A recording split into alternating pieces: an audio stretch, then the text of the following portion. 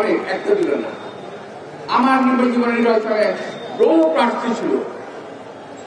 আমি যখন ৭৭ সালে কমিশন নির্বাচন করি তখন ছিল 11 জন প্রার্থী।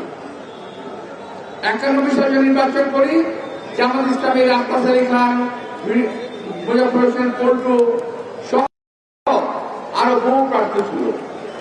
আমরা একে অপরের সঙ্গে কোলাকুলি করে একে অপরের বাসায় খাওয়া দাওয়া করে আমরা ভিন্নভাবে নিজের রাজনৈতিক প্রচারণা চালিয়েছি। আমি যদি চাইতো তাকে আমি আমার সকল রকম সাহায্য সহজে হাত প্রসারিত করতাম, কিন্তু সেটা তো চাই নাই। যাই হোক, হাজির উপরে আক্রমণ আমি আগে বলেছি এটা গণতন্ত্রের উপর আক্রমণ, এবং জীবনে কোনো রেকর্ড নাই যে আমরা প্রার্থীরা কখনো মারামারি করেছি। রেকর্ড আছে আওয়ামী লীগের, রেকর্ড আছে ওই একটা অপশক্তির যারা নাকি বরাবর একটা ফায়দা লওয়ার চেষ্টা করে, গোলা পানিতে মাছ শিকার করার চেষ্টা করে। প্রিয় ভাইরা, মিছিল পূর্বে সমাবেশে বক্তব্য লম্বা করতে চাই না।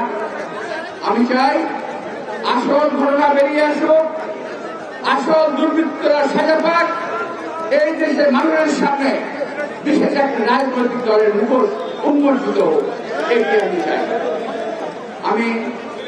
আমি দীর্ঘায়ু আমার সুস্থতা কামনা করে আবারও যেমন তাকে আমরা নির্বাচনের মাঠে আমরা দেখতে চাই। ভোট নির্বাচনে জয়লাভ পরাজয় আল্লাহ তাআলা নির্ধারণ করে রেখেছেন, এটা আমার নির্ধারিত বিষয় নয়। আমার কাজটার কথা আমি করব, ফল দেওয়ার মালিক আল্লাহ তাআলা। একইভাবে যেটা সবাই বিশেষ আমিও বিশ্বাস করি। তাই হাদিকে কখনো প্রতিদ্বন্দ্বী ভাবি না, আমি ভাবি আমার শ্রেষ্ঠ হাদি আমার প্রতিদ্বন্দ্বী নয়, ও আমার প্রতিযোগী, প্রতিদ্বন্দ্বী নয়, আমার শত্রু নয়, বরং রাজপথের একজন পুরুষ করিনি। হাদির বয়সে আমরা রাজপথে লড়াই করেছি, আমরা এখন রাজপথে লড়াই করি। আমার যে সঙ্গে লড়াই করে তাদেরকে আমরা সাহায্য করি। আসুন, এই সময় মুক্তিযুদ্ধের সময় ৭১ সালে যে কঠিন সময় আমরা পার করেছি, আজকে 2025 সালেও তার চেয়ে বড় সাংঘাতিক সময়, বড় মারাত্মক সময় আমরা এখন পার করছি।